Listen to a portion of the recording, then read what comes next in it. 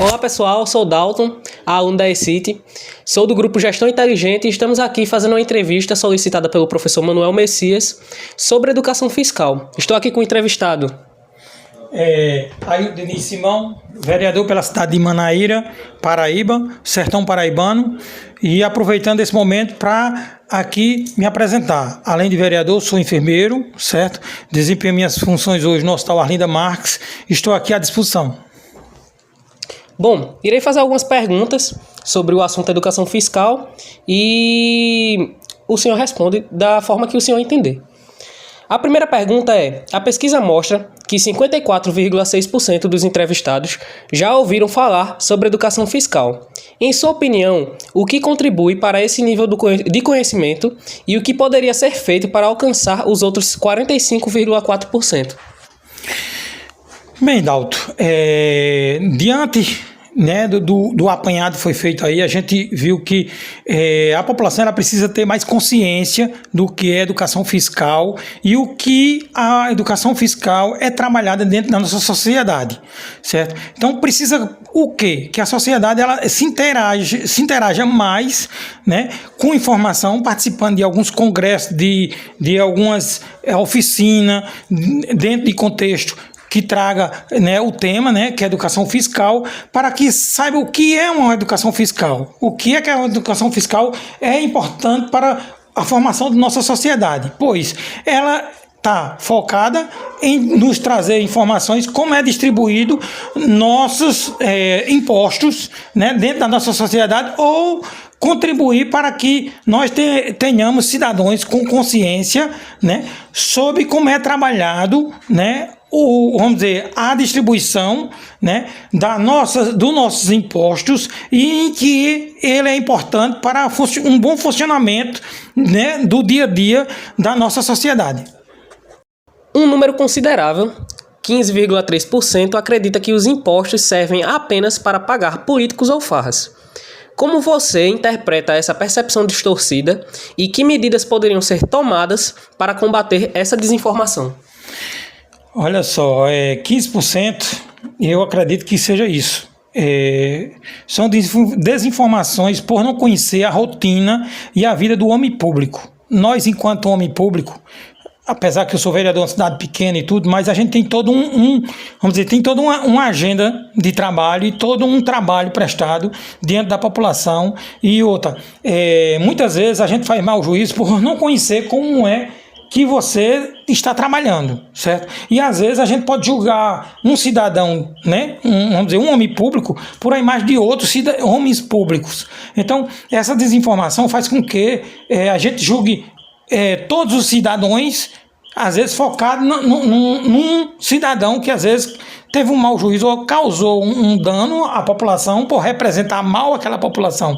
Então, assim, eu acredito que precisa-se conhecer melhor a rotina do homem público, vamos dizer, do político, para poder julgá-lo ou até mesmo achar que ele vive de farra. Porque, assim, no meu mandato, eu estou no segundo mandato de vereador já, né? Mas graças a Deus só aumentei, né, o meu eleitorado. Eu tive uma votação e aumentei no segundo mandato.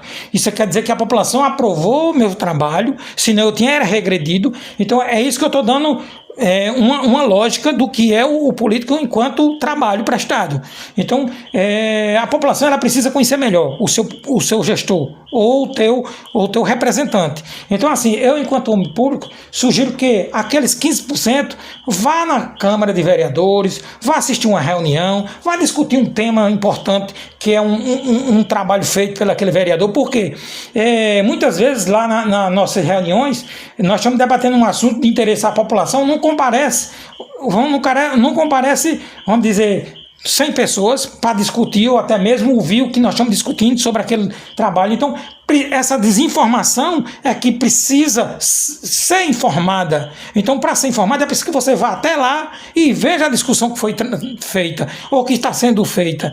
Então, por isso que dá um mau juízo do político, que ele faz farra, mas não vai assistir o trabalho dele, que tem cidadão que tem tempo para ir lá na Câmara e assistir uma reunião. Essa a minha posição enquanto homem público. Considerando os resultados da pesquisa, quais os principais desafios para promover a educação fiscal e o combate à desinformação entre os jovens? Olha só, a educação fiscal ela precisa ser levada a conhecimento à população, principalmente a que só nega imposto, certo? Porque se os governos conseguem conscientizar que pagando imposto a população vai ter melhor qualidade de vida no que se trata, né, de melhor educação, saúde, segurança, com o retorno desse imposto arrecadado, então a gente precisa conscientizar a população que não só nega imposto, e sim pague seus impostos devido para que ele receba o retorno em bem maior para a própria população, certo? A desinformação, a gente precisa participar mais os jovens, de seminários, de debates que traga esse tema. Por quê? Hoje em dia a gente vê que só no ensino médio é que é discutido a questão da educação fiscal, e nem todas as disciplinas. Mais alguma disciplina de algum curso de ensino médio, que possa, vamos dizer, que possa agregar, a questão da educação fiscal. Então, a gente precisa trabalhar já no ensino básico, numa sexta série, na sétima série, para que o jovem ele comece a ter desde cedo uma consciência do que é uma educação fiscal, para que ele se torne um cidadão consciente e orientado, que ele possa trazer discussões que lá na frente vai formar cidadãos, com certeza, com outra visão de mundo, para que a sociedade ela cresça já assim. Que ela se forme dessa forma, com a consciência do que é uma educação fiscal. Bom, essa foi nossa entrevista. Muito obrigado ao nosso entrevistado, por estar aqui respondendo nossas perguntas e engajar, com esse projeto, conscientizar sobre a educação fiscal e mostrar, seus pontos de vista como uma pessoa pública e como um cidadão. Muito obrigado. Eu é quem agradeço, por estar contribuindo, para a consciência dos jovens, Fico muito feliz por ter participado, sim, porque é muito importante para que a gente crie essas discussões, Principalmente na classe estudantil. É muito importante que a gente traga para o nosso contexto do dia a dia, para que a gente consiga formar cidadãos conscientes do que é uma educação fiscal, para que no futuro a gente possa dar vamos dizer, um futuro melhor a todos. E isso a gente tem que começar a construir desde já. Muito obrigado. E esse foi o nosso trabalho. Oi pessoal, me chamo Arthur Lima, sou aluno da ICT-JP e hoje viemos aqui com Tony, que é assessor parlamentar, e a gente veio discutir a respeito do assunto da educação fiscal, do qual foi o projeto proposto pelo professor Manuel Messias. E com base em algumas pesquisas que fizemos no nosso formulário, somos da equipe Gestão Inteligente, a gente decidiu fazer umas perguntas ao professor a respeito do assunto da educação fiscal e os impostos. Então, professor, a respeito de mais da metade, dos 51% dos entrevistados que compreenderam a finalidade dos impostos,